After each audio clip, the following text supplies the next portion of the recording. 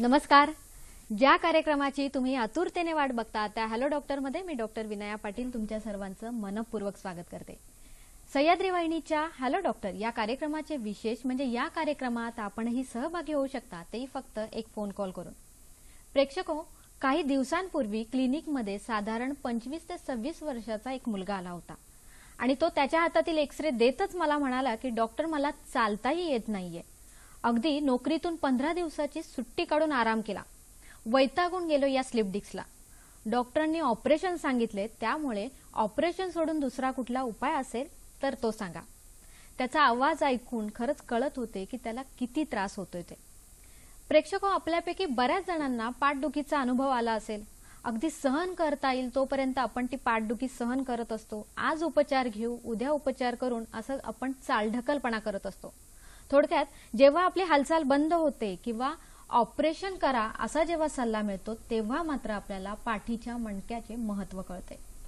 आज आपण खास करून ऑपरेशन टाळून मणक्याच्या आजारांवर उपचार कसे घेता येईल आयुर्वेदीय दृष्ट्या हेच आज आपण बघणार आहोत. म्हणूनच आम्ही आजचा विषय निवडला आहे मणक्याचे आजार आणि आयुर्वेद.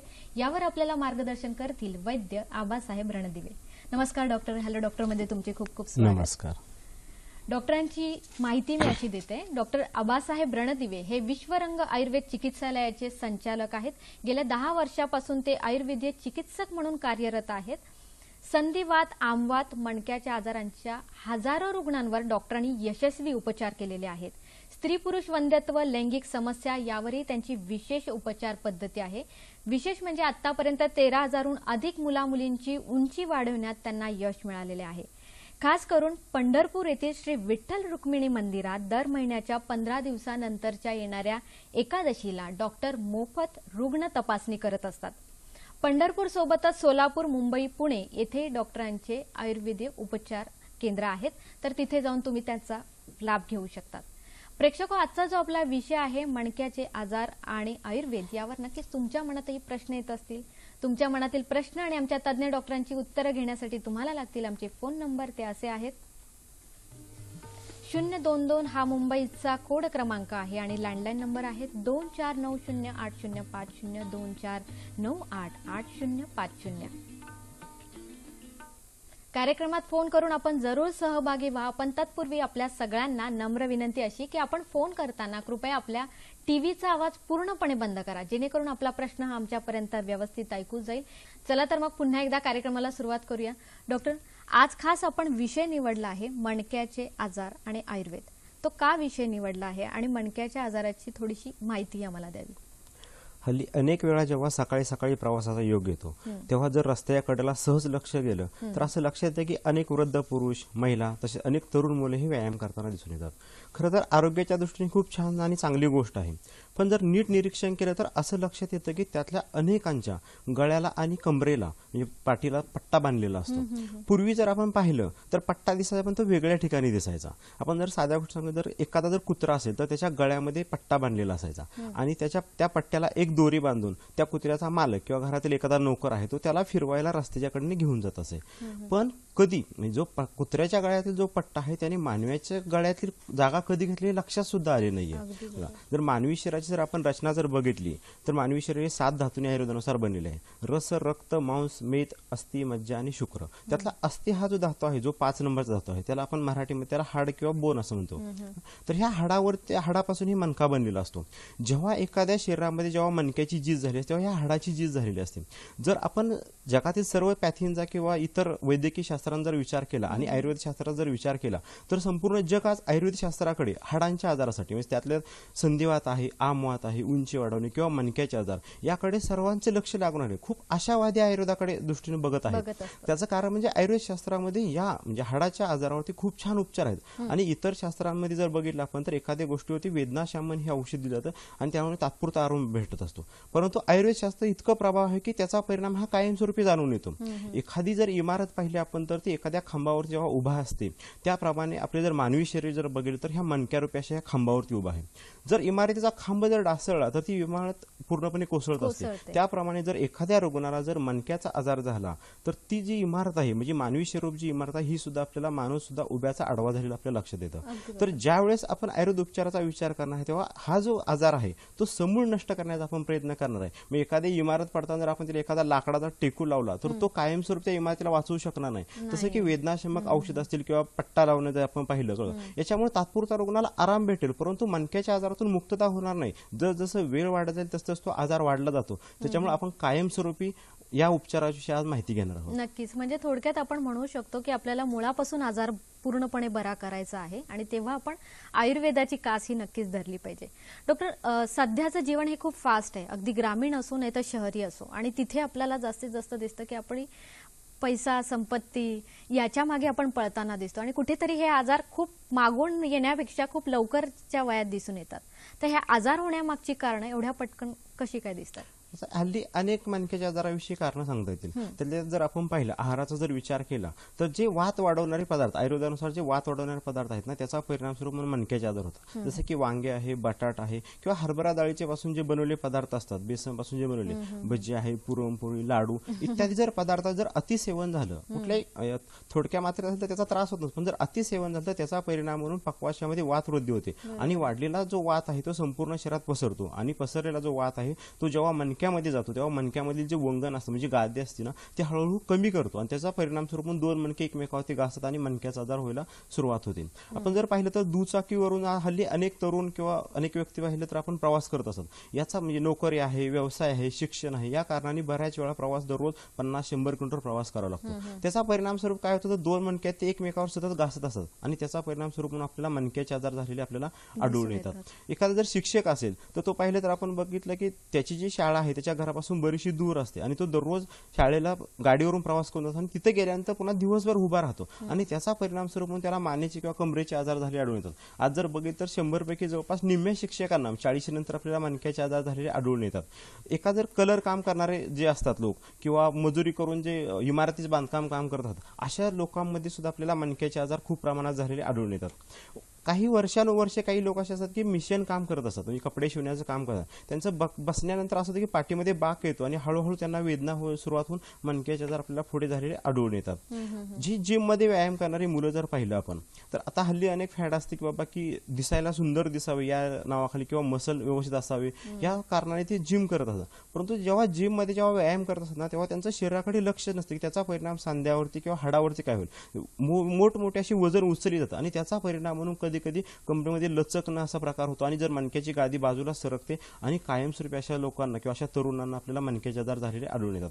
पहिलवान करणारे लोक जर बघितलं पूर्वीच्या असून की आताही पहिलवान बरेच जण करतात तर ह्या वयामध्ये काय असतं की अनेक व्यायाम जड म्हणजे बैठक मारणं, जोर काढणं असे बरेचसे व्यायाम म्हणजे शरीराच्या ताकदीपेक्षा जास्त प्रमाणात व्यायाम केले जातात आणि जेव्हा कुस्ती खेळतात तेव्हा बऱ्याच वेळा ते कमरेवरती किंवा आदळले जातात आणि त्याचा परिणाम म्हणून पुढं 30-35 नंतर त्यांना मणक्याचे आजार आपल्याला झालेले आढळून येतात. शेतकरी कुटुंब जर बघितलं तर शेतकऱ्यांना खूप कष्ट करावे लागते आणि त्या कष्टाचा परिणाम म्हणून अनेक शेतकऱ्यांना आज जवळपास निम्म्यापेक्षा म्हणलं तर 70-80% शेतकऱ्यांना हाडाचे, सांध्याचे आहेत किंवा मणक्याचे आजार आपल्याला झालेले आढळून येतात. हमाली करणाऱ्या जर लोकांकडे जर पाहिलं तर ते सतत दररोज मानेवरती वजन उचलतात, 1-1 क्विंटल असं वजन ते उचलून नेत असतात आणि त्याचा परिणाम म्हणून त्यांच्या मणक्यामध्ये झीज झाली असते. मानेचे आजार आहेत, कमरेचे आजार आहेत त्यांना झालेले आढळतात. कारण ज्या प्रमाणात ते कष्ट करत असतात हमालवर किंवा शेतकरी वर्ग त्या प्रमाणामध्ये पोषक असा आहार त्यांच्याकडून सेवन केलं जात नाही आणि त्याचा परिणाम स्वरूप म्हणून आपल्यामध्ये त्यांच्यामध्ये अशा आढळ झाले होते. आणि या व्यतिरिक्त आपण स्त्रियांमध्ये जर पाहिलं तर ही जर कॉमनली जरी कारण असेल, स्त्रियांमध्ये काही वेगळी कारण असतात की अनेक स्त्रियांना जेव्हा गर्भपात होतो, 2-3 महिने जेव्हा गर्भधारणा होते आणि त्याच्यानंतर गर्भपात होतो आणि त्या गर्भपात झाल्यानंतर शरीरातून जे काही दूषित जो भाग आहे तो संपूर्णपणे बाहेर पडत नाही आणि त्याचा परिणाम म्हणून जो वात विकृत होतो आणि त्या वाढलेल्या वाताचा परिणाम म्हणून मणक्यामध्ये आजार सुरुवात होतात. ज्या स्त्रियांमध्ये म्हणजे गर्भाशय जेव्हा डिलिव्हरी होती एखाद्या स्त्रीची, त्यानंतर आपण पूर्वी जर नियम पाहिले तर घरातल्या आजी सांगायचे की बाबा की जवळपास एक 40 ते 45 दिवस तर शेकडी घेतली जायची किंवा गार पाण्यात हात बुडवणं, हे नियम पूर्वी पाळले जात होते. पण आता हल्ली बऱ्याच स्त्रियांचं नॉर्मल डिलिव्हरी शिजरच केलं जातं आणि त्या शिजरच्या नावाखाली मग बरेच म्हणतात की आम्ही शेकडी घेतली नाही आणि याचा परिणाम म्हणून त्यांच्या गर्भाशयात पण वात विकृत होतो. बऱ्याच स्त्रियांमध्ये काही कारणास्तव गर्भाशय काढून टाकलं जातं. आपण खूप ही कारणं आपण बघायची आहे, आमच्या प्रेक्षकांनाही ऐकायचं आहे की नक्की आपलं चुकतं कुठे, हे मणक्याचे आजार कसे पटकन आपल्यापर्यंत येऊन पोहोचलेत अगदी कुठल्याही वयाचं बंधन न बाळगता. आपल्याला एक फोन आलेला आहे, सर फोन घेऊया. इंद्रजित चौधरी बोलतायत आपल्याशी परभणी इथून. नमस्कार. परभणीहून. माझ्या कंबरेच्या थोडा वरच्या भागाला पन्नळ दुखतोय माझा. वय किती आहे तुमचं? माझं वय 29 वर्षे. काम काय करता? शेतीच करतो मी. शेती करता. आता 1 महिना 1.5 महिन्यापासून दुखायले. मी काही कुठं अजून दाखवलं नाही. आता सुरुवात आहे. आताच दुखायले, म्हणजे उभं राहिलं की खाली बसता येत नाही, बसलं की उठता येत नाही असं व्हायले. ठीक आहे, ठीक आहे, ठीक आहे. धन्यवाद इंद्रजितजी, तुमचा प्रश्न अगदी योग्य आहे. काय सर त्यांना आणि खरंच मार्गदर्शन यांनी कराल? खूप कमी म्हणजे लवकरात लवकर म्हणजे खूप 1 महिन्यात सांगितलेलं झालेला आहे, आहे. त्यामुळे ह्यांचा आजार लवकरात नीट होणं सोपं आहे. बघितलं आपण ते शेतीचं काम करतात आणि जेव्हा खूप कष्ट करत असतात ना, तर त्याचा परिणाम म्हणून तिथली जी नस आहे ती कधी कधी दबते आणि त्याचा परिणाम त्यांना वेदना व्हायला सुरुवात होते. तर त्यांनी जर दररोज झोपताना जर गादीवर झोपत असेल, ती गादीवरती झोपणं टाळायला पाहिजे. आणि त्यांना एक किंवा सर्वच प्रेक्षकांना एक साधासा आपण एक उपाय सांगूया. घरामध्ये जो टॉवेल असतो एका, तो जाडसर असा टॉवेल घ्यावा आणि जसं की स्त्रियांची मोठा जाड टॉवेल आणि जर स्त्रियांची जशी वेणी विणली जाते त्याप्रमाणे तो टॉवेल 2 हातात 2 असा एक या बाजूने एक या बाजूने जर पिळलं तर हळूहळू ते असं एक आपल्याला एक जाडसर असा एक थर तयार होते जे वेणीसारखं. आणि तो टॉवेल जमिनीवरती अंतरावा आणि त्याच्यावरती बरोबर कंबर येईल अशा भाग असा करून त्याच्यात झोपावं आणि जसं असं रोल आपण खेळतो त्या पद्धतीनं त्या वीतभर जागेमध्ये कंबर आहे ती खाली वरती न्यावी. त्याचा परिणाम स्वरूप म्हणून ज्या रुग्णांना म्हणजे आत्ताच म्हणजे लगेच जे मणक्याचे आजार सुरू झालेत ना, त्या रुग्णांमध्ये तात्काळ आराम भेटायला सुरुवात होईल. दररोज असं एक 10 ते 15 मिनिट जर एक 10-15 दिवस जर केलं तर अशा रुग्णांच्या पेन कमी होतील आणि जी काही नस थोडीशी इकडे तिकडे सरलेली असते ती जागेवर बसण्यास सुरुवात होईल. आणि त्याच्यासोबत त्यांनी लाक्षादी गुगुळ नावाचं औषध असतं, आयुर्वेदिक दुकानामध्ये भेटेल. सकाळी आणि संध्याकाळी गुळ घ्यावं. आजाराची सुरुवात आहे त्यामुळे लगेचच त्यांना आराम भेटायला सुरुवात होईल. नक्कीच. आणि फक्त ज्यांचा आजार हा सुरुवातीच्या काळात असेल त्यांनीच फक्त हा उपचार करावा. डॉक्टर, आपण कारणं ऐकून घेतोच आहे, पण मुळातच मला असं विचारायचं की कुठल्या वयात हा आजार होऊ शकतो? फार पूर्वी असं दिसायचं की वय झालं म्हणून हा आजार दिसायचा. हा आजार प्रामुख्याने जर आपण विचार केला तर उतार वयात दिसणारा आजार आहे, पण हल्ली तसं म्हणता येणार नाही. जर आपण बघितलं स्त्रियांमध्ये साधारणतः 35 नंतर म्हणजे पूर्वी 60 नंतर हा आजार दिसत, पण आता स्त्रियांमध्ये 35 नंतर आणि पुरुषांमध्ये 40 नंतर हा आजार दिसून येतो. त्याचं कारण काय तर पूर्वीचे लोक जर पाहिलं आपण तर 100 वर्षापर्यंत ठणठणीत होते, म्हणजे एकदम सहज चालायचे, कष्ट करायचे. तेव्हा जे खात होते सकस आहार खात होते, वेळेवर जेवण करणं, सकस आहार आणि देशी अन्नधान्यापासून बनवलेल्या आहाराचे सेवन करते. आता आपण बघितलं सगळं हायब्रिड आलेलं आहे आणि जेव्हा देशी अन्नधान्यापासून बनवलं होतं तेव्हा त्यांची हाडही तेवढी मजबूत होती. आता जेव्हा हायब्रिड अन्नाचं सेवन करतो ना तेव्हा असं तरुणामध्ये आपल्याला आजार जाणवतात. तुम्ही बघितलं सुरुवातीला जर आपण सुरुवात केली तेव्हा सांगितले 25 वर्ष वयाचा तरुण होता तो आजारी पडला. आताही त्यांनी सांगितले की 29 वर्ष वयाचा. तर याशी अनुषंगाने आपण एक उदाहरण घेऊया. तर माझ्याकडे काही 3-4 महिन्यापूर्वी एक रुग्ण आला होता, त्याचं वय 28 वर्ष होतं. तो तरुण मुलगा 1 वर्षापासून त्याला मणक्याच्या आजाराने तो खूप त्रस्त होता. त्याचं वजन जर पाहिलं तर 90 वर्षापर्यंत होतं, परंतु जेव्हा तो क्लिनिकमध्ये त्यानं आतमध्ये पाय ठेवला तेव्हा तो एकदम वाकूनच आला होता. म्हणजे त्याने सांगायच्या आतच असं लक्षात आलं होतं की याला मणक्याचा आजार आहे. मी सांगण्याची गरज नव्हती काय होतं ते. तो बसला, त्यानंतर आपण नाडी परीक्षण केलं, त्याला संपूर्ण विचारलं काय झालं. त्याने सांगितले की गेल्या 1 वर्षापासून मला मणक्याचा त्रास आहे. तो जो आहे तो ऊसाचे जे कारखाने असतात तिथं तो नोकरी करत होता आणि दररोज एक 25 किलोमीटर जाऊन आणि येऊन असं 25 एकूण 50 किलोमीटर त्याचा प्रवास व्हायचा. रस्ता हा पण एकदम खराब होता आणि त्याच्यावरून तो प्रवास करणं, त्याचं वाढलेलं वजन, ह्या सर्वाचा परिणाम म्हणून त्याच्या मणक्यात झीज झालेली होती आणि त्याच्यामुळे डॉक्टरांकडे त्याने अनेक उपचार केले. पण तेवढ्यापर्यंत जेव्हा तो वेदनाशमक गोळ्या खायचा तेव्हा त्याला बरं वाटायचं. पण त्याच्या लक्षात आलं की त्याने लवकरच म्हणजे आजाराकडे दुर्लक्ष केलं नव्हतं, लगेचच उपचार सुरू केले. पण गेल्या वर्षभरात वेदनाशमक गोळ्या खातानाही त्यांचा एक गोळीने त्याचा आजार डोस जो वाढला तो गोळीचा 2 गोळ्यावर त्याला होता, म्हणजे आजार वाढत होता. तेव्हा त्यांनी शेवटी असं ठरवलं की आपण आयुर्वेदाकडे जाऊया आणि त्याच्यासाठी तो आपल्याकडे होता. तर त्याचं जे आपण डायग्नोसिस केलं किंवा निदान केलं होतं ते आपण कटिगत वात अशा पद्धतीने केलं आणि त्यानंतर त्या रुग्णाला आपण उपचार सुरू केले. सुरुवातीला त्याला आयुर्वेदामध्ये असलेलं अस्थिमज्जापाचक चूर्ण, लाक्षदी गुगुळ याचं सेवन करायला सुरुवात केली आणि त्याच्यानंतर त्याचं वजन खूप वाढलं, त्यामुळे वजन कमी होण्यासाठी काही आपण त्याला औषधी सुरू केली सोबतच. त्यांना त्याच्या कमरेच्या ज्या भागामध्ये दुखत होती तो विद्ध कर्म म्हणजे छोटेसे एक सुई असते त्यामध्ये टोचल्यानंतर तो विद्ध कर्म ते विद्ध कर्म केलं आणि एक औषधी म्हणजे वेदना शमन करणारे आपण जे स्वतः एक औषध तेल बनवलं ते तेल त्या ठिकाणी लावण्यासाठी दिलं. तर त्याला 1 ते 2 महिन्यामध्ये हळूहळू आराम भेटायला आणि जवळपास 3 महिन्यामध्ये त्याचा आजार जवळपास 80 ते 90% बरा झाला. म्हणजे तरुण वयात सुद्धा हल्ली जर बघेल तर हा आजार होतोय आणि तो आपण औषधाच्या जोरावर ते कमी करू शकतो. नक्कीच, म्हणजे वयाचं बंधन हे आजारासाठी नसतं, पण उपचार घेण्यासाठी आपल्याला नक्कीच डॉक्टरांकडे सल्ला घेण्याची गरज असते. आपल्याला एक फोन आलेला आहे. दत्तात्रय क्षीरसागर बोलतायत आपल्याशी सोलापूर इथून. नमस्कार. हॅलो. हा, नमस्कार, मॅडम बोला. प्रश्न असा आहे की ड्रायव्हिंग करताना कंबर आणि पाठ भरपूर दुखल्या जाते. वय किती आहे तुमचं? आता 31 चालू आहे सर. 2001 पासून ड्रायव्हिंग करतोय. 31 का वय? हा गेली 17 वर्ष तुम्ही ड्रायव्हिंग करताय. हा ड्रायव्हिंग करतो. 10-12 कधी दुखतो? त्रास केव्हा जास्त होतो? गाडी समजा 4-5 दिवस एकदम चालवली की त्रास जाणवतो. ठीक आहे. ठीक आहे. धन्यवाद दत्तात्रयजी. काय सांगाल ड्रायव्हिंग? पण सगळ्यात महत्वाचं कारण आहे कुठलाही आजार आहे ना तो आजार नीट करण्यापेक्षा तो आजार का होतो हे निदान महत्वाचं आहे. आणि ह्यांचं कारण आहे ड्रायव्हिंग करणं. तर यांनी सर्वात महत्वाचं यांनी व्यवसाय बदलायला हवा. आज 31 वर्ष यांना असा त्रास होत असेल तर अजून 5-10 वर्षांनी जर पाहिलं आज हे ड्रायव्हिंग करून दुसऱ्यांना वाहून नेत आहेत. पण अशी कंडिशन येऊ नये की 5-10 वर्षांनी यांना दुसऱ्यांनी वाहून न्यायची गरज नाही. इतका हा आजार वाढणार आहे. कारण जेव्हा खूप वेळ जेव्हा प्रवास केला जातो ड्रायव्हिंग केली जाते ना तेव्हा मानेचे आणि जे पेशी असतात किंवा मणक्याचे जे सगळे जे मांसपेशी असतात त्याच्यावरती ताण येतो आणि त्याचा परिणाम स्वरूप म्हणून मणक्यामध्ये झीज होण्यास सुरुवात होते. तर या रुग्णांनी सगळ्यात महत्त्वाचं आहे की ड्रायव्हिंग बंद करावी किंवा कमी करावी आणि दररोज जर सकाळी उठल्या ड्रायव्हिंगला जाण्या अगोदर त्यांनी जर अंगाला किंवा कमरेला तिळाचं तेलानं जर अभ्यंग केलं तर त्याचा परिणाम खूप छान होईल त्यांच्यावरती. फक्त दररोज ते करायलाच हवं. आणि दशमुळारीश नावाचं एक औषध भेटतं मेडिकलमध्ये भेटेल त्यांना किंवा जवळच्या वैद्याकडे जाऊन घेतलं चालेल. सकाळी 2 चमचे आणि रात्री 2 चमचे असं जेवणानंतर जर त्यांनी घेतलं तर हळूहळू त्यांचा वात कमी व्हायला सुरुवात होईल. परंतु त्यांनी थोडंसं जे कामाचं स्वरूप आहे ते बदलायला हवं. नक्कीच कामाचं स्वरूप बदलायचंय, कुठले उपचार घ्यायचे ही माहिती आपण अशीच सुरू ठेवणार आहोत. आपल्याला ऐकायची सुद्धा आहे. पण तत्पूर्वी प्रेक्षक आपल्याला वेळेवर झोपण्याचे फायदे माहिती आहेत का ते नक्कीच ते जाणून घेण्यासाठी छोटीशी विश्रांती घ्या. या विश्रांतीनंतर आम्ही सांगणार आहोत तीच माहिती.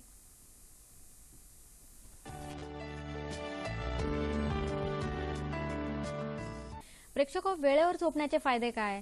लवकर निजे लवकर उठे त्याचा आरोग्य संपत्ती मिळे हे आपण ऐकलोय. पण त्याच्या मागे शरीराचा घड्याळ असा आहे की जर तुम्ही 11 वाजता झोपलात तर 11 ते 3 हा आपल्या शरीरातील जास्तीत जास्त रक्तसंचार हा लिव्हरकडे जात असतो. त्यामुळे शरीरातील जे टॉक्झिन्स विषारी द्रव्य असतात ती शरीरातून बाहेर काढली जातात.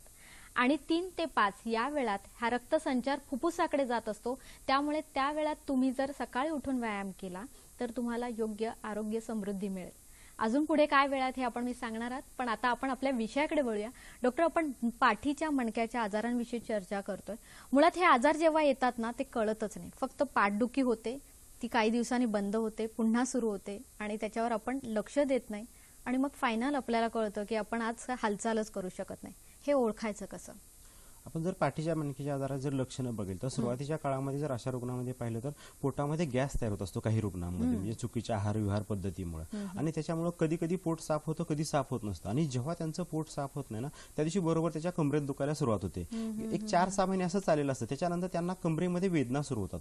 अति कष्टाची कामे केल्यानंतर किंवा सततचा प्रवास केल्यानंतर त्यांना कमरेमध्ये वेदना होतात. आणि जेव्हा त्यांनी प्रवासावरून थांबले किंवा कष्ट नंतर विश्रांती घेतली की त्या वेदना आपोआप नष्ट होतात. हे गेली 5-6 महिने असं सुरू असतं. पण त्याच्यानंतर अशी एक दिवस येतो की कष्ट बंद केलं किंवा विश्रांती घेतली तरीही त्या वेदना कमी होत नाहीत आणि मग तिथून सुरुवात होते मणक्याच्या आजारांची. सुरुवातीला जर पाहिलं तर अशा रुग्णांमध्ये जेव्हा मणक्यामध्ये झीज होते त्यानंतर त्या रुग्णाच्या कमरेपासून एका पायामध्ये किंवा दोन्ही पायामध्ये खाली पाय म्हणजे मांडीच्या पाठीमागच्या बाजूनी खाली टाचेपर्यंत एक नस दुखत असते. त्या शिरेत खूप वेदना होत असतात. कधी कधी त्या शिरेवरती मुंग्या येणं, पायामध्ये मुंग्या येणं, पाय जड वाटणे म्हणजे चालताना सुद्धा तो पाय असा बधीर वाटायला लागतो किंवा चालताना येणं, शौचाला बसायचं नंतर शौचाला बसता न येणं इत्यादी लक्षणं आपल्याला जाणवायला लागतात त्यांच्यामध्ये. किंवा जर एखादी चप्पल असेल तर पायातून सहजतेनं निष्ठून जाते. ही सुरुवातीच्या काळामध्ये लक्षणं जाणवतात. जेव्हा तो आजार वाढला लागतो त्याच्यापेक्षा अधिक लक्षणं आपल्याला जाणवतात. म्हणजे गुदरशी नावाचे आयुर्वेदात लक्षण झाले. गुदरशी म्हणजे त्या अशा रुग्णांची गिदाडाप्रमाणे चालवते. म्हणजे एक पाय तो उचलून टाकायला लागतो. जसा आजार वाढत जाईल तसं त्याची लक्षणं वाढत जातात. ज्या रुग्णांमध्ये जी मणक्यातून जी नस गेले त्या नसेवर जर पुढे दाब पडला म्हणजे जसे जसे आजाराचे टप्पे बदलत जाईल तसं नसेवरती दाब पडतो. आणि जेव्हा जास्त प्रमाणात जेव्हा नसेवरती दाब पडतो तेव्हा खालच्या जो भागात कमरेपासून खालच्या संवेदना नष्ट होतात बऱ्याच रुग्णांमध्ये. एक पाय आहे तो दुसऱ्या पायापेक्षा बारीक व्हायला लागायला लागतो. जर स्पर्श केला तर तो स्पर्श जाणवत नाही. काही रुग्णांमध्ये अजिबात चालताही येत नाहीये. एका पायामध्ये तीव्र स्वरूपात वेदना असतात, एक पाय कधी कधी किंवा दोन्ही पायामध्ये अशा रुग्णांमध्ये वेदना झालेल्या जाणवतात.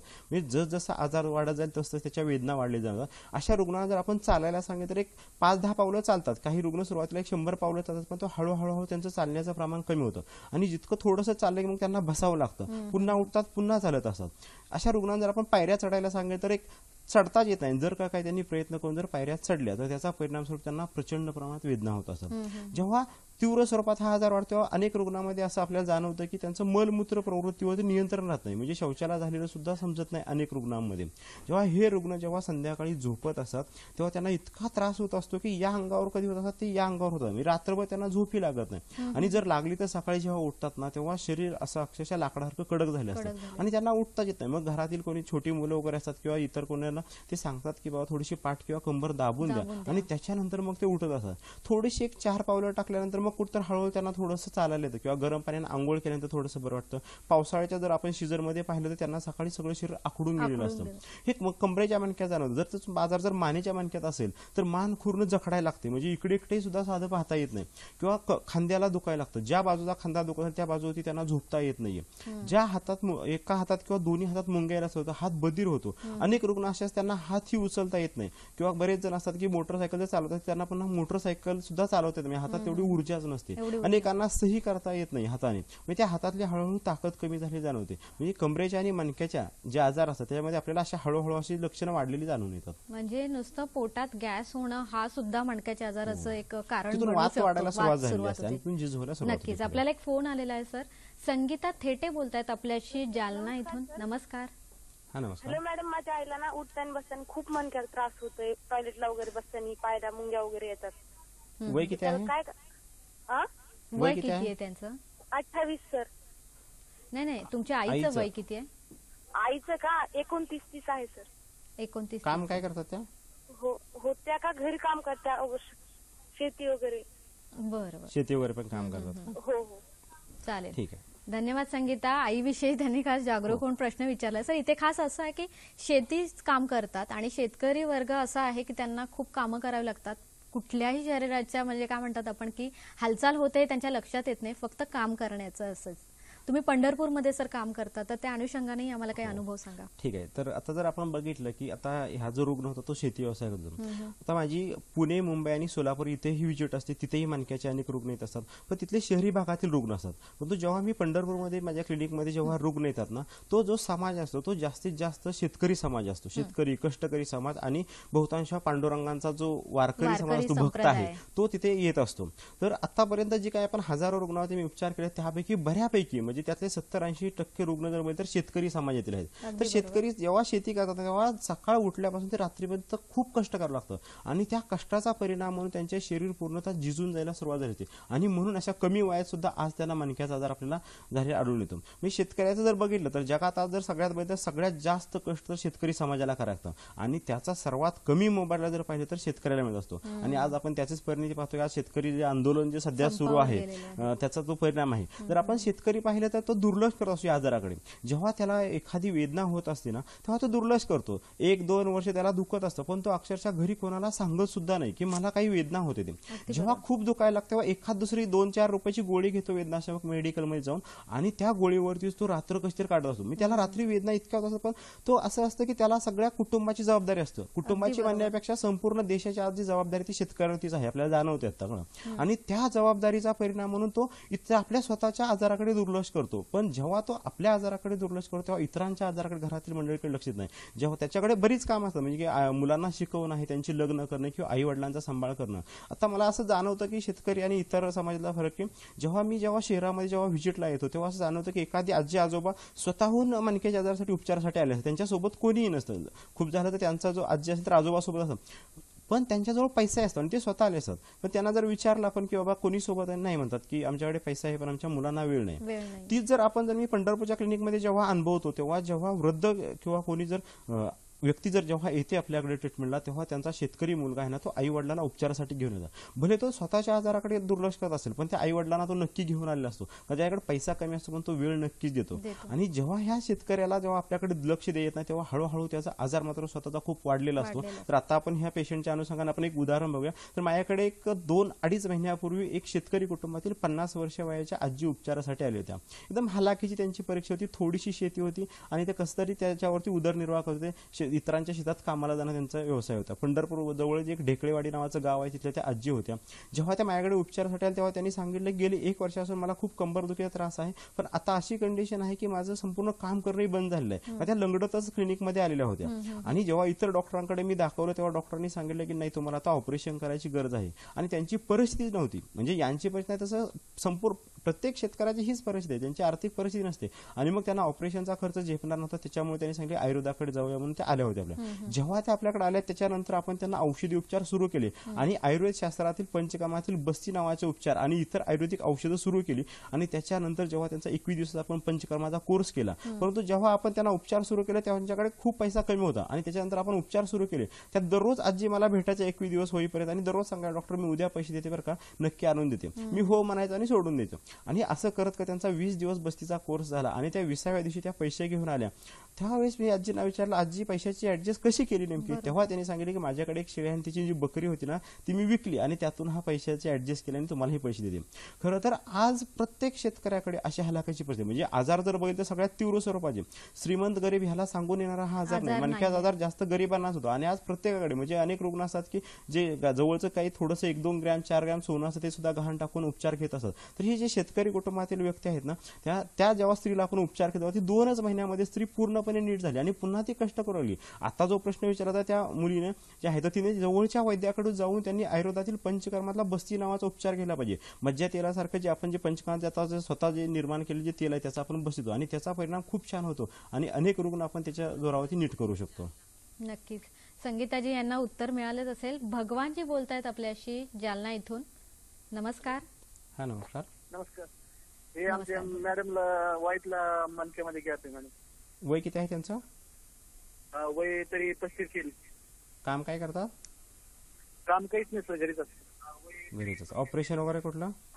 काहीच नाही सर. त्रास काय होतो त्यांना नेमका? मणक्याचा त्रास म्हणजे काय त्रास होतो? त्रास म्हणजे मानगुळ, प्रत्यक्ष खूप वाटलं सर. काय होतं जरा परत एकदा सांगाल? Hello hello. त्रास काय होतो? हा मॅडम. हा, त्यांना त्रास काय होतो तेवढा परत एकदा सांगा. मानक्यात त्रास आहे माझ्या. मानेच्या, कमरेच्या? हा, मानेच्या. हा, हातात मध्ये मुंगे येतात? हा, मान गळून येते, दुखती, खवाट्यापाशी. पित्ताचा त्रास होतो तुम्हाला? हो हो, ठीक आहे. बरं, चालेल. धन्यवाद. चालेल, फोन ठेवला तरी चालेल. काय सांगाल सर? यांना जो मान जी दुखते त्याची सांगितलं ना, त्याला खरं तर पित्त हेच कारणीभूत आहे बघा. तर त्यांनी आयुर्वेदातील कामदूध आणि प्रवाळ पंचामृत हे जर गोळ्याचं सेवन केलं, त्यांची मानदुखी सुद्धा हळूहळू कमी व्हायला लागेल. आणि मानेला जर तिळाचं तेल दररोज जर चोळायला सुरुवात केली सकाळी, तर त्यांचं दुखणं कमी होईल. नक्कीच. डॉक्टरांनी खूप छान आपल्याला उपचार सांगितलेले आहेत. हे अजून आपल्याला उपचार काय आहेत हेही ऐकायचे, पण आता वेळ झाली का छोट्याशा विश्रांतीची. कुठेही जाऊ नका, बघत राहा कार्यक्रम हॅलो डॉक्टर.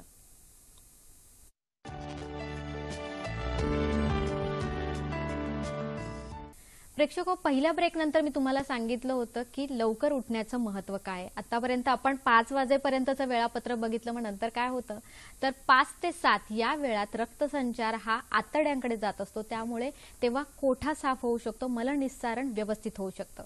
आणि पुढे 7 ते 9 या काळात हा रक्तसंचार हा पोटाकडे जात असतो. त्यामुळे तेव्हा तुम्ही पोट भरून नाश्ता करावा, जेणेकरून आपलं आरोग्य हे व्यवस्थित राहील.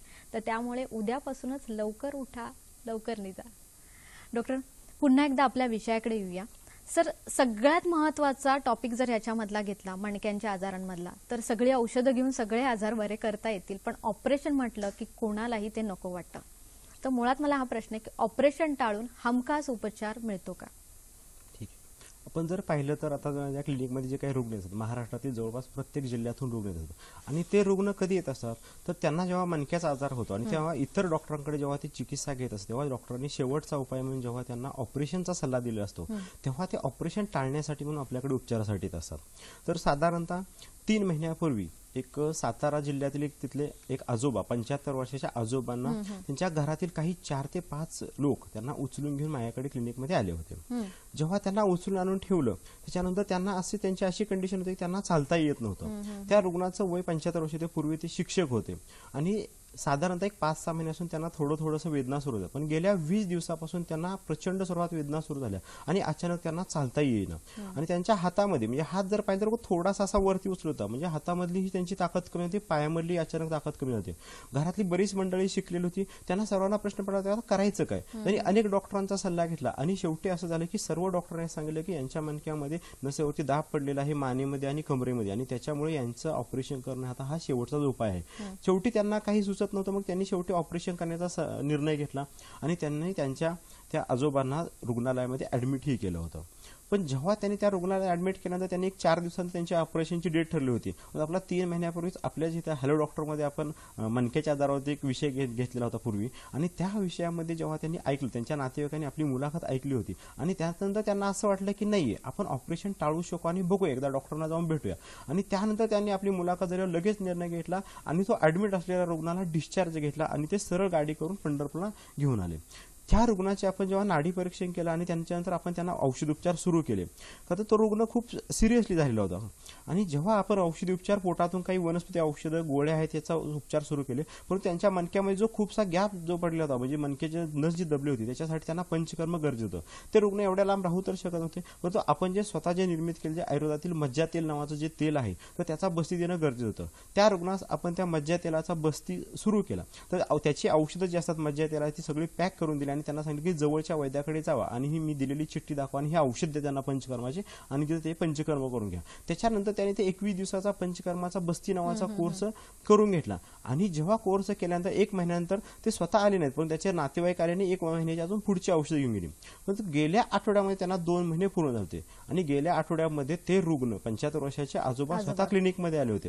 जेव्हा ते स्वतः आले यावेळेस मात्र त्यांच्याबरोबर फक्त एकच माणूस होता आणि गेल्या वेळेस जे गाडीमध्ये आडवे झोपून आले रुग्ण यावेळी महामंडळाच्या एसटी बसने सहजासहजी प्रवास करून होते. ते जेव्हा समोर बसले तेव्हा ते इतके आनंदी होते की ते म्हणले की मी जेव्हा 2 महिन्यापूर्वी तुमच्याकडे आलो तेव्हा असा विषय घेतला होता की जेव्हा आता मणक्याचं ऑपरेशन करावं लागणार आहे किंवा जेव्हा अंथरुणाला खिळून पडलेलो आहे आणि आयुष्यभर आता मी असंच खिळून पडणार म्हणजे आयुष्यात मी नंतर कुठे चालू शकणार असं त्यांना अंदाज झाला होता. ते म्हणले की परंतु पांडुरंगाच्या कृपेने आणि तुमच्या आयुर्वेदिक शास्त्राच्या आशीर्वादाने आज म्हणले की मी इथपर्यंत चालू शकतोय ह्याच्यावर माझा विश्वासही बसत नाही पण आज हे शक्य झाले केवळ आयुर्वेद शास्त्रामुळे. खरं तर असे आपण शेकडो उदाहरणं देता येतील की जे रुग्ण झोपून आणलेले सुद्धा आपण चालू करू शकतो. 75 वयाचे आजोबा सुद्धा बरे चालू होऊ शकले. तर आज महाराष्ट्रात अनेक नामांकित वैद्य आहेत आणि ते आयुर्वेद शास्त्राचा प्रसार करण्याचा प्रयत्न करायचा. अनेक रुग्णांची मणक्याचे ऑपरेशन टाळू शकतात परंतु माहितीचा अभाव हे कारण आहे आणि खरं तर त्या रुग्णाबाबतीत आपल्या सह्याद्री वाहिनीचे सुद्धा आभार मानायला पाहिजे कारण का तर आपल्या चॅनलमुळे त्यांना ते पाहायला मिळतं त्यांच्या नातेवाईक आणि त्याचा परिणाम स्वरूप म्हणून आज त्यांचं ऑपरेशन टळलं आणि ते चालू शकतात. कदाचित त्या ऑपरेशन नंतर जाग्याला आज बसलेले आढळले असते. नक्कीच म्हणूनच आमचं ब्रीद वाक्य सर प्रत्येक घरासाठी आणि घरातल्या प्रत्येकासाठी आणि हे खास आमचा आजचा हॅलो डॉक्टर सुद्धा कार्यक्रम आहे तुमच्या सगळ्यांसाठीच आहे माहितीपूर्ण आहे. आपल्याला एक फोन आलेला आहे संदीप गुरव बोलतायत आपल्याशी कोल्हापूर इथून. नमस्कार. हॅलो नमस्कार. मी संदीप गुरव बोलतोय कोल्हापूर. हा बोला. सर माझं एज 30 वर्ष आहे हा आणि 30 वर्ष माझं एज आहे. हा बोला. हा आणि मला डॉक्टरने सांगितले की L2 L3 मणक्याची डिस्क सरकली. काम काय करता? मी ऑफिसमध्ये असतो बसून. ऑफिसमध्ये बसून असता. त्रास काय होतो तुम्हाला? कंबर भरपूर दुखते आणि दोन्ही पायाच्या नसा भरपूर दुखतात. कंबर पायाच्या नसाही दुखतात का? हा पायाच्या नसा भरपूर दुखतात म्हणजे सर. ठीक आहे चालेल. आणि मी पंचकर्म पण सर केले. हा 3 महिने केले मी पंचकर्म आणि बस्ती वगैरे सगळं केलंय. ठीक आहे. परंतु नाही कमी नाही आले. हो ठीक आहे चालेल. धन्यवाद संदीपजी. काय सर सांगाल 30 वर्ष आहे त्यांनी उपचार सुद्धा घेतले आता काय राहिले? आता त्यांनी सांगितलं मी पंचकर्म सुद्धा केले. कसं आहे की व्यक्ती तितक्या प्रकृती असतात आणि डॉक्टर बदलले की त्याची उपचार पद्धती बदलली जाते. आयुर्वेद शास्त्रामध्ये जर पाहिलं आपण तर तेलाचे वगैरे काढायचे असे बसविले जातात. आता समजा एखाद्या डॉक्टरकडे एखाद्याने इंजेक्शन घेतलं तर तो दुसऱ्या डॉक्टरकडे दुसरा डॉक्टर त्याला इंजेक्शन देतच असतो. त्याप्रमाणे जरी यांनी पंचकर्म केलं तरी अचूक निदान त्यांचं जर झालं आणि अचूक पंचकर्म केलं गेलं, जसं आपण सांगितलं की आज मज्जा तेलापासून म्हणजे बकऱ्याच्या मेंदूपासून जे बनवलेलं जे आपण तेल आहे औषधाने सिद्ध केले त्याचा बस्तीचा आणि त्याचा परिणाम स्वरूप म्हणून फक्त आपण मणक्याचे ऑपरेशन टाळू शकतो. तर या रुग्णांनी बस्ती नावाचे जे पंचकर्म आहे ते योग्य दिशेने करायला हवं किंवा योग्य अचूक निदान व्हायला पाहिजे. आणि त्यांनी त्याच्यासोबत म्हणजे तिथली ट्रीटमेंट त्यांनी सुरू ठेवायला काही हरकत नाही, पण त्याच्यासोबत त्यांनी दररोज सकाळी 5 किंवा 10 एरंडाच्या बिया घ्याव्या. त्या एरंडाच्या बियांचं टर्पल काढावं. टर्पल काढल्यानंतर आतमध्ये पांढरा घर दिसेल.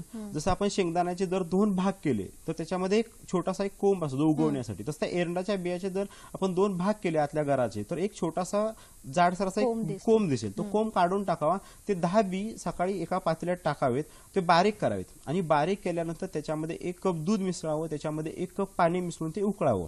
ते उकळल्यानंतर निम्म आटवायचं म्हणजे पाणी आटल्यानंतर दूध शिल्लक राहील एवढं शिल्लक ठेवावं आणि त्याच्यानंतर ते दररोज उपाशीपोटी 1 महिना त्यांनी सेवन करावं आणि त्याच्यानंतर त्यांना अप्रतिम रिझल्ट आलेला जाणवायला लागेल. नक्कीच खूप छान सर उपाय सांगितलेला आहे. सर इथे एक थोडा वेगळा प्रश्न की मानेचे किंवा मणक्याचे आजार जेव्हा असतात तेव्हा बऱ्याच वेळेला काही रुग्ण खास फिजिओथेरपिस्ट किंवा आपण म्हणू शकतो खास व्यायाम करायला जातात. ट्रॅक्शन नावाचे प्रकारही दिले जातात हॉस्पिटलमध्ये, ते कितपत योग्य आहे? कसं आहे की जेव्हा व्यायाम वगैरे केलं जातं तर आता प्रत्येक डॉक्टरनुसार वेगळी मतं असू शकतात, परंतु माझं असं मत आहे की ज्या रुग्णांना मणक्याचे आजार झाले त्यांनी एकतर व्यायाम करू नये आणि केला तर बेताचाच करावा. आपण पाहतो की मणक्याच्या आजारामध्ये काय झालं असतं, प्रामुख्याने ज्या शिरेवरती नस दबलीस किंवा मणक्यामध्ये जे वंगण आहे ते कमी झाले असतात. 2 मणके जेव्हा जवळ येतात मग ते एकमेकावरती घासले जात असतात आणि जेव्हा असे रुग्ण व्यायाम करायला लागतात तेव्हा तो जी नस आहे ते अजून जास्त मणके घासले जातात आणि त्याच्यामुळे नसेवरचा दाब वाढले जाणवतो. म्हणजे कित्येक रुग्ण सांगतात की आम्ही व्यायामाला सुरुवात केली आणि त्याच्यानंतर आजार वाढलेला जाणवतो. ट्रॅक्शन जे आता तुम्ही सांगितले की बऱ्याच वेळा ट्रॅक्शन लावलं जातं. ट्रॅक्शन लावल्यानंतर काय होतं, ट्रॅक्शन म्हणजे वजन लावणं. जेव्हा 2 मणके एकमेकांच्या जवळ आलेले असतात तेव्हा ट्रॅक्शन लावल्यानंतर ते वजन लावल्यानंतर ते मणके एकमेकांपासून दूर जातात.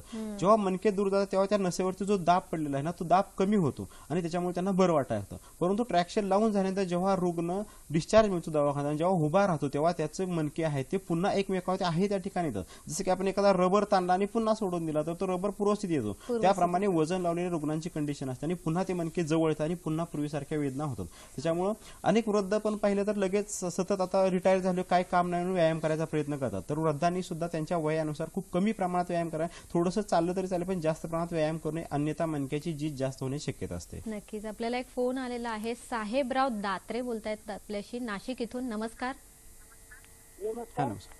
हा बोला. B27 ही रक्ताची टेस्ट पॉझिटिव्ह आहे माझी. हॅलो. B27 आवाज येत नाही. आपण जरा पुन्हा एकदा मोठ्याने विचारा आपला प्रश्न. स्पॉन्डिलायटिस म्हणतात त्याला. त्रास काय होतो तुम्हाला? अंकोलायटिस स्पॉन्डिलायटिस त्रास काय होतो तुम्हाला आता? तुम्हाला त्रास काय होतो? B27. हॅलो. त्रास काय होते सांगा. हॅलो. त्रास काय होतो तुम्हाला? तुम्हाला त्रास काय होतो? आवाज येतो. हॅलो. तुम्हाला त्रास काय होतोय सध्या? पाठीत दुखत आहे, गुडघे दुखतात आणि पायाचे पंजे. पायाचे पंजे पाठीत उडी. हा ठीक आहे. पाठीच्या मणक्यात त्रास आहे. वय किती आहे? गुडघ्याला ती आली होती. हा वय किती आहे तुमचं? पायाचे पंजे बोट दुखतात. याच्यात म्हणजे ठीक आहे, चालेल. गाऊटची ट्रीटमेंट चालू होती. हो चालेल. ठीक नंतर आहे. डोळ्यामध्ये प्रॉब्लेम आला होता तर टेस्ट केल्यावर पॉझिटिव्ह आलेला आहे. धन्यवाद साहेबरावजी. तुमचा प्रश्न कळाला आम्हाला, आम्ही उत्तर देतो. काय तरी सांगा? यांना वाताचं दुखणं आहे म्हणजे जसं त्यांचा मणका दुखत तसं त्यांचे सांधे पण दुखायला लागले. तर त्यांनी जर योगराज गुगुळ नावाचं जर औषध सुरू करावं, त्याच्यासोबत त्यांनी गोक्षरादी गुगुळ नावाचं औषध आणि सोबत रक्तपाचक नावाचं चूर्ण भेटतं किंवा जवळच्या वैद्याकडे जाऊन जर ते त्यांनी सुरू केलं तर त्यांचे हे आजार संपूर्ण नष्ट होतील. नक्कीच. सर स्त्रियांबाबतीत आपण असं म्हणायला सुद्धा काही हरकत नाही की स्त्रिया ह्या स्वतःकडे फारच उशिरा लक्ष देतात आणि खास करून जेव्हा आपल्याला वय होतं, अगदी गर्भाशयाची पिशवी काढावी लागते, त्यानंतर तर आजार वेगवेगळे सुरूच होतात. तर इथे खास असं काही दिसून येतं का की मणक्याचे आजार गर्भाशयाची पिशवी काढल्यानंतर उद्भवतात? आता बऱ्याच जणांना हा प्रश्न पडला असेल की मणक्याच्या आजाराचा आणि पिशवीचा गर्भाशयाच्या काय संबंध पिशवीचा आहे काय म्हणून तुम्हाला. संबंध? जर स्त्रीची रचना जशी असते की जी आयुर्वेदामध्ये 3 दोष आहेत, वात, पित्त आणि कफ. तर वाताची जी स्थानं सांगली आहेत ना, त्याच्यामध्ये गर्भाशय एक स्थान आहे. आणि जेव्हा गर्भाशय त्या ठिकाणून काढला तेव्हा त्या ठिकाणचा जो वात आहे ना तो विकृत होतो. आणि हा विकृत झालेला वात आहे तो संपूर्ण शरीरात पसरतो. आणि त्यातला पसरलेला वात जेव्हा मणक्या या ठिकाणी जातो तेव्हा मणक्यातलं जे वंगण आहे ते कमी करतो. आणि जेव्हा वंगण कमी होतं तेव्हा 2 मणके जवळ येतात आणि एकमेकावरती घासायला सुरुवात होते. आणि तिथून त्यांना गर्भाशयामुळे मणक्याचे आजार सुरू होतात. साधारणपणे काही 6 महिन्यापूर्वी माझ्याकडे एक स्त्री रुग्ण आली होती. तिचं वय 37 वर्ष होतं. आणि गेल्या 5 वर्षापूर्वी तिला अतिरक्तस्राव म्हणजे मासिक पाळीच्या वेळी 10 ते 15 दिवस सतत रक्तस्राव व्हायचा. आणि त्याच्यामुळे तिला खूप वेदना व्हायच्या. जेव्हा तिने डॉक्टरांकडे उपचार घेतले 2-3 महिने, परंतु काही फायदा झाला नाही. आणि तेव्हा डॉक्टरांनी सांगितले की आता तुम्हाला मुलं बाळ आहेत आणि त्याच्यामुळे तुम्ही पिशवी काढून टाका. आणि जेव्हा त्यांच्या शेजारच्या बायका आहेत त्यांना असं सांगायच्या की नाही आता एवढा रक्तस्राव होतो तर बऱ्याच जणांना कॅन्सर होऊ शकतो अशी त्यांच्या मनात भीती घातली. त्याचा परिणाम स्वरूप म्हणून शेवटी त्यांनी गर्भाशय काढायचा निर्णय घेतला आणि त्यांनी गर्भाशय काढलं. आणि साधारणतः 2 वर्षानंतर त्यांना मणक्याचं दुखणं सुरू झालं. जेव्हा त्या पुन्हा डॉक्टरांकडे गेला आणि जेव्हा तपासणी केली तेव्हा असं त्यांनी डॉक्टरांनी सांगितलं की तुमच्या मणक्यामध्ये 4थ्या-5व्या मणक्यामध्ये गॅप पडलेला आहे आणि तिथे नस खूप दबलेली आहे आणि त्याच्यामुळे तुम्हाला ऑपरेशन हा उपाय करावा लागेल. पुन्हा त्या जेव्हा इतरांकडे चर्चा केली तेव्हा त्याच ज्या बायका पूर्वी होत्या त्यांनी आता सांगितलं की त्यांनी नाही ऑपरेशन करू नका, ऑपरेशन केलं तर जागेलाच बसावं लागतंय. त्या द्विधा स्थितीत गेल्या आणि त्याच्यानंतर त्यांनी असं ठरवलं की नको ऑपरेशन करायचं नको. आणि त्यानंतर ते आपल्याकडे आयुर्वेदिक उपचारासाठी आल्या. तर या ठिकाणी जर आपण पाहिलं तर यावेळेस जे आपण तो गर्भाशयामुळे निर्माण झालेला वात आहे ना त्याचा विचार करून आपण त्यांचं निदान केलं आणि त्यांची थोडीशी ट्रीटमेंट बदलली. आयुर्वेदात आता त्यांनी सांगितलं की आता मगा एक रुग्णाचा फोन आला होता की त्यांनी बस्ती उपचार केले पण तो गुण नाही आला. तर या रुग्णामध्ये आपण सर्व रुग्णामध्ये मज्जा तेलाचा बस्ती बऱ्याच वापरतो म्हणून या रुग्णामध्ये गर्भाशयगत वात होता आणि त्याच्यामुळे आयुर्वेदामध्ये सहचर आदी वनस्पती आहे त्याच्यापासून बनवलेल्या तेलाचा आपण बस दिला आणि त्याचा अप्रतिम रिझल्ट आला आणि त्यांचं ऑपरेशनही टळू शकलं आणि जवळपास 4 ते 5 महिन्यामध्ये त्या रुग्ण एकदम ठणठणीत झाल्या. तर अचूक निदान आणि योग्य जर डायग्नोसिस सगळं झालं आणि योग्य उपचार केलं तर संपूर्ण रुग्ण आपण नीट करू शकतो. नक्कीच व्यक्तिपरत्वे हा उपचार असतो त्याच्यामुळे योग्य डॉक्टरांकडे जाऊन योग्य सल्ला घेणं खूप गरजेचं आहे. आणि हेच आम्ही सांगत असतो. आयुर्वेदिक उपचार कसे आपल्याला योग्य मिळतील हेही आम्ही सांगत असतो. डॉक्टरांचा पत्ता लिहून घ्यायचा आहे तुम्हाला, पण हे आम्ही सांगणार आहोत एका ब्रेक नंतर. आता वेळ झाली का छोट्याशा विश्रांतीची. कुठेही जाऊ नका, बघत राहा कार्यक्रम हॅलो डॉक्टर.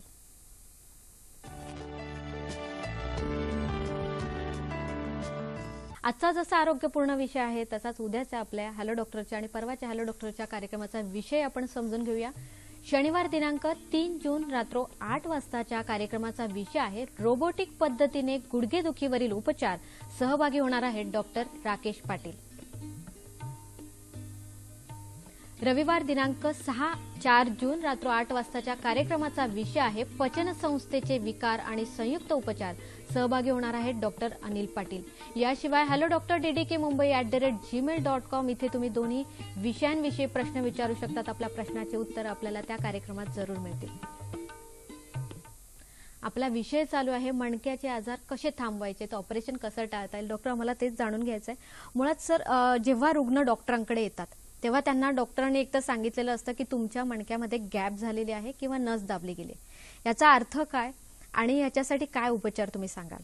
बरोबर आहे की प्रत्येक रुग्ण जेव्हा मणक्याचा डॉक्टरांकडे जातो तेव्हा डॉक्टरांच्या तोंडून हा शब्द गेला असतो तुमच्या मणक्यात नस दबली गॅप जे आपण हे आतापर्यंत बऱ्याच वेळा हा शब्द बऱ्याच जणांना नेमकं मणक्यामध्ये होतं काय. त्यासाठी आपल्याला थोडी मणक्याची रचना समजून घ्यायला हवी. तर मानेपासून जर बघितलं तर मानवी शरीरामध्ये मानेपासून जर माकड हाडापर्यंत 33 मणके असतात आणि ते एकावर एक अशी त्याची रचना असते. आणि त्या मणक्याच्या मधून म्हणजे मेंदूमधून आले जो मज्जारज्जू आहे ना तो खाली माकड हाडापर्यंत गेलो असतो प्रत्येक मणक्याच्या मधून. आणि शरीराला जे मेंदूपासून चेतना देण्याचं काम असतं हे मज्जारज्जू मधून होत असतं. 2 मणक्याच्या मध्ये एक असा एक चिकट असा एक जाडसर थर असतो. समजा हे 2 मणके असतात तिथे एक चिकट असा पदार्थ असतो आणि त्या चिकट पदार्थामुळे 2 मणके कधी एकमेकांच्या जवळ येत नसतात. परंतु जेव्हा म्हणजे आपण जे पाहिले काही कारणं पाहिली त्याचा परिणाम म्हणून जेव्हा त्या मणक्यातलं वंगण आहे ते चिकट पदार्थ कमी होतो तेव्हा मणक्याचे आजार सुरू होतात. त्या 2 मणक्याच्या मधून जो चिकट पदार्थ त्यातून एक नस डावीकडे एक नस उजवीकडे असे संपूर्ण शरीराला 33 मणक्यांच्या 33 शिराच्या दोन्ही बाजूला गेलेले असतात. आणि जेव्हा रुग्णामध्ये हा जे वंगण जो आहे चिकट पदार्थ जेव्हा कमी होतो तेव्हा ते 2 मणके एकमेकांच्या जवळ येतात. आता बोली भाषेत आपण म्हणतो की मणक्यात गॅप पडलेले आहे, परंतु जेव्हा तिथं ते वंगण कमी झालं जी पोकळी तयार होते ना त्या पोकळीचा परिणाम म्हणून वरचा मणका आहे तो खालच्या मणक्याला जवळ येतो. याचा अर्थ 2 मणके जवळ येतात. उलट अंतर कमी झालेलं असतं परंतु बोली भाषेत एक प्रघात आहे म्हणून गॅप पडली होती, परंतु गॅप न पडता उलट 2 मणके जवळ आले असतात. आणि पर्यायाने काय होतं ते म्हणजे त्याची झीज व्हायला लागते एकमेकावरती घासल्यानंतर. आणि जेव्हा 2 मणके जवळ येतात तेव्हा त्या मणक्यातून जी नस गेली असते त्या 2 मणक्याच्या म्हणजे समजा हे 2 मणके असतील आणि त्याच्यातून ही नस गेली असेल तर 2 मणके जवळ आले त्या नसेवरती दाब पडतो आणि मग तिथून जमिनीतून त्या मणक्याची जी नस दबली असं डॉक्टर सांगत होते. त्यामुळे अशा रुग्णांमध्ये आपण बघते पायात मुंग्या येणं, चालता न येणं, पाय बधीर होणं अशी आपल्याला लक्षणं आढळून येतात. हाताच्या जर मानेचे मणके बघितले तर आपण जर हातामध्ये मुंग्या येणं, हाताची ताकद कमी होणं हे लक्षण आपल्याला जाणवतात. नक्कीच डॉक्टर, म्हणजे खूप छान तुम्ही समजावून सांगितलं की गॅप पडणं म्हणजे नक्की काय असतं, मुंग्या येतात म्हणजे नक्की अर्थ काय असतो. आता पुढे पंचकर्म आहे की ते सगळ्या आजारांवर उपयुक्त अशी उपचार पद्धती आहे. या पंचकर्माने कितपत फायदा होऊ शकतो? आयुर्वेद शास्त्रामध्ये पंचकर्म याचा अर्थ 5 कर्मांचं वर्णन केलंय. वमन, विरेचन, बस्ती, नश्य आणि रक्तमोक्षण. तर मणक्याचे आजार आहेत ना त्यातला प्रामुख्याने याच्यात बस्ती नावाचा उपचार खूप फायद्याचा होतो. तर इतर म्हणजे आयुर्वेद शास्त्रात असं सांगितलंय की इतर 4 पंचकर्म, आयुर्वेद संपूर्ण औषधोपचार ही अर्धी चिकित्सा आणि बस्ती फक्त अर्धी चिकित्सा, म्हणजे एवढं त्याला महत्व दिलं. तर एवढं महत्व देण्याचं कारण काय, तर या एवढ्या महत्वामुळेच आज आयुर्वेद शास्त्र ही जगात 1 नंबरचं शास्त्र लवकरच होण्याच्या मार्गावर म्हणजे हाडांच्या बाबतीत किंवा मणक्याच्या आजाराच्या बाबतीत. तर आपण जे बस्ती नावाचे पंचकर्म पाहिले की आपण जेव्हा मी मणक्याच्या आजारांच्या रुग्णांचा अभ्यास केला तेव्हा असं मला लक्षात आहे की आयुर्वेदामध्ये 4 स्नेह सांगितलेत. तूप आहे, तेल आहे, मज्जा आणि वसा. तर मणक्यामध्ये जर बघितलं तर मज्जा नावाचं स्नेह असतं आणि मग आपण त्याचा उपयोग करता येईल कसा विचार केला. आणि त्याच्यानंतर मी जेव्हा औषधोपचार सुरू केले तेव्हा जे आपण सांगितलं की बकऱ्याचा मेंदू घेतला आणि त्या मेंदू आणि बकऱ्याचे जे हाडं असतं त्या हाडातील काही जी काही मज्जा म्हणजे बोन मॅर असतो ना ते आणि इतर काही आयुर्वेदिक वनस्पती जी चिकट चिकट जी असते वनस्पती असतात की जे वंगणासारखं काम करतील अशी वनस्पती आणि इतर तेल याच्यापासून आपण एक मज्जा तेल नावाचं तेल बनवलं आणि त्या तेलाचा जेव्हा आपण बस्ती द्यायला सुरुवात केली तेव्हा समानाची वृद्धी होते. आणि या न्यायाने आजपर्यंत म्हणजे आपण जर बघितलं तर हजारो रुग्णांचं ऑपरेशन टाळू शकलो केवळ ह्या मज्जा तेलाचा जो बस्ती आहे त्याच्या विचाराने. म्हणजे जर आपण बोलले एखादं जर झाड तोडायचं असेल तर आपण जर फक्त फांद्या तोडल्या तर ते झाड फुटत असतं, नष्ट होत नाही. पण जर ते मुळासकट जर काढून टाकलं तर ते कायमस्वरूपी नष्ट होतं.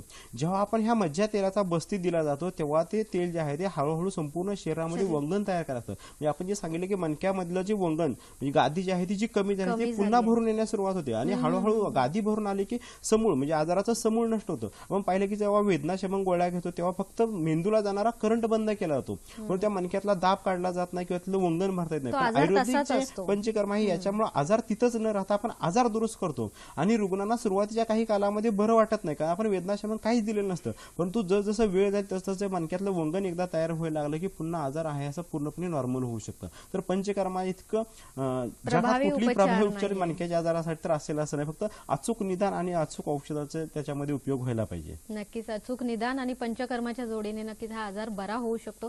डॉक्टर आता पंचकर्माविषयी सांगितलेलं आहे पण कुठेतरी आहार ही सुद्धा एक बाजू येते, ती सांभाळावी लागते. वाढलेलं पोट हा पाठीला असलेला त्रास असतो आणि त्याविषयी काय सांगाल की आहारामध्ये आपण काय काय समाविष्ट करावे? आता आहार जर असेल जर एखादी स्थूल व्यक्ती असेल त्या व्यक्तीने सर्वप्रथम आहारावरती नियंत्रण ठेवायला पाहिजे. जर मणक्यात असेल तर म्हणजे सांगायचं तात्पर्य असं की समजा ती 1 चपाती खायला तिने पाऊण चपाती खायला पाहिजे. म्हणजे 25% आहार कमी केला की हळूहळू त्या व्यक्तीचं वजन कमी व्हायला लागलं आणि मणक्यात जो त्रास आहे तो कमी व्हायला सुरुवात होईल. आहारामध्ये आता आपण सांगितलं की वांगे, बटाटा किंवा हरभरा डाळीचे पदार्थ किंवा जे पोट साफ होत नाही किंवा शरीरात जे गॅस उत्पन्न करतात ना असे पदार्थ संपूर्णपणे वर्ज्य करायला पाहिजे. आहारामध्ये दुधाचं भरपूर प्रमाणात सेवन करायला पाहिजे. जर डाळीचा विचार केला तर मूग डाळीचं वरण खायला काही हरकत नसते, भाकरी खायला हवी. अळीव नावाचा जो पदार्थ मिळतात त्याची जर खीर करून पाहिली बाळंतीण बायकांनी किंवा इतरांनी सुद्धा जर त्याची खीर करून खाल्ली तर मणक्याच्या आजाराला अप्रतिम त्याचा फायदा होतो. घोरपडीचं मांस जे असतं ना ते बरेच जण सांगतात डिलिव्हरी नंतर खायला पाहिजे, तर त्याचाही परिणाम खूप मणक्यासाठी कारण ती चिवट खूप असते तर त्याचाही खूप चांगला फायदा आपल्याला मणक्याच्या रुग्णांसाठी होतो. लाडू जर असतील म्हणजे डिंकाचे लाडू असतील ते जर खाल्ले तर त्याचाही परिणाम मणक्या रुग्णांना खूप छान होतो. नक्कीच खूप छान अशा टिप्स मिळालेल्या आपल्याला. आहाराविषयी अजून काय टिप्स आहेत या आपण बघूया आरोग्य सल्ल्यामध्ये. मणक्याचे आजार झालेल्या रुग्णांनी गादीवर झोपू नये. मणक्याचे आजार असलेल्या रुग्णांनी जास्त प्रमाणात व्यायाम करू नये. मणक्याच्या रुग्णांनी पोट साफ होत नसल्यास 1 कप दुधामध्ये 1 ते 2 चमचे एरंड तेल मिसळून रात्री जेवणानंतर प्यायल्यास फायदा होतो. विंचू चावल्यास त्या ठिकाणी आघाड्याची मुळी उगाळून लावल्यास तात्काळ वेदना कमी होतात. आजच्या कार्यक्रमातला कुठला जर भाग बघायचा राहून गेलास तुम्ही पुन्हा बघू शकता. तो 17 जूनला सकाळी 9 वाजता, माफ करा सोमवार दिनांक 16 जूनला सकाळी 9 वाजता. 12 जूनला सकाळी 9 वाजता. प्रेक्षको आमचा कार्यक्रम कसा वाटला हेही आम्हाला जरूर कळवा. याशिवाय ज्या डॉक्टरांना आमच्या कार्यक्रमात सहभागी व्हायचं असेल त्यांच्यासाठी हा खास पत्ता निर्माती हॅलो डॉक्टर दूरदर्शन केंद्र, पांडुरंग बुतकर मार्ग, Worli, Mumbai 400030. Hello doctor DDK Mumbai @gmail.com इथे तुम्ही आम्हाला मेल करू शकतात. facebook.com/ddsahyadri.in इथे फॉलो करू शकतात. याशिवाय youtube.com/user/ddsahyadri इथे तुम्ही आमचे सर्व कार्यक्रम बघू शकतात. प्रेक्षको, खूप माहिती घेतली तरी आपल्या मनात सर पुन्हा एकदा काही प्रश्न आहेत. ते प्रश्न असे असतील की आमच्या प्रेक्षकांच्याही मनात येत असतील. सर, मणक्याच्या आजारांसाठी कुठलं पंचकर्म करावं बस्ती नावाचं पंचकर्म करण्यात आलं. आणि ऑपरेशन टाळता येऊ शकतं का? हो, नक्कीच. आयुर्वेदातील मज्जा तेलाच्या बस्तीनं ऑपरेशन टाळता येऊ शकतं. मणक्यांची झीज हे टाळता येऊ शकते का? हो, नक्की येऊ शकतं. कुठला सर उपचार खास तुम्ही सांगाल सल्लामध्ये? जर आयुर्वेदाच्या बाबतीत जर पाहिलं तर उपचार जर योगराज गुगुळ नावाचा जर उपचार आहे तो जर सकाळी गोळी आणि संध्याकाळी गोळी घेतली तर त्याचाही फायदा होतो. दररोज उठल्या जर लोकांनी जर अंगाला तिळाचं तेल लावून जर मॉलिश केली आणि त्याच्यानंतर गरम पाण्यानं जर आंघोळ केली तर त्याचा खूप चांगला फायदा होईल. महाराष्ट्रादी काढा म्हणून एक औषध भेटतं बाजारात. सकाळी 2 चमचे आणि संध्याकाळी 2 चमचे जर घेतलं तर त्याचाही अप्रतिम फायदा होतो. लाक्षादी गुगुळ नावाचं जे गोळी आहे तर ती सकाळ संध्याकाळी घेतल्यानंतर पण मणक्यातली जीज कमी व्हायला सुरुवात होते. पायामध्ये जर मुंग्या येत असतील तर अशा लोकांचे त्रयोदशांग गुगुळ नावाचे गोळी आहे ती जर सकाळ संध्याकाळी घेतली तर त्याचाही अप्रतिम आपल्याला फायदा होतो. ज्या लोकांना प्रवासामुळे मणक्यात असेल त्यांनी प्रवास टाळायला हवा. ज्यांचे वजन वाढलंय त्यांनी वजन कमी करायचं. शेतकरी कुटुंबाने आजाराकडे दुर्लक्ष करायला नको आहे. पहिल्याच टप्प्यामध्ये जर 3 टप्पे आपल्याला रुग्णामध्ये दिसून येतात की पहिल्या टप्प्यामध्ये रुग्ण स्वतः डॉक्टरकडे येतो, दुसऱ्या टप्प्यामध्ये कोणीतरी घेऊन येत असतो आणि तिसऱ्या टप्प्यामध्ये अक्षर रुग्ण झोपून येत असतो. तर पहिल्या टप्प्यामध्ये जेव्हा तुमचं दुखणं आहे तेव्हा जर आयुर्वेदिक उपचार पंचकर्म केलं त्याचा खूप चांगला आपल्याला फायदा झालेला आढळून येतो. नक्कीच. प्रेक्षको, खूप छान माहिती आपल्याला डॉक्टरांनी पुरवलेली आहे. तेवढंच जाता जाता एवढंच सांगेन की मोडून पडला संसार तरी मोडला नाही कणा, मोडून पडला संसार तरी मोडला नाही कणा, पाठीवरती हात ठेवून नुसते लढ म्हणा. खरंच खऱ्या आयुष्यात सुद्धा पाठीचा कणा खूप महत्वाचा आहे.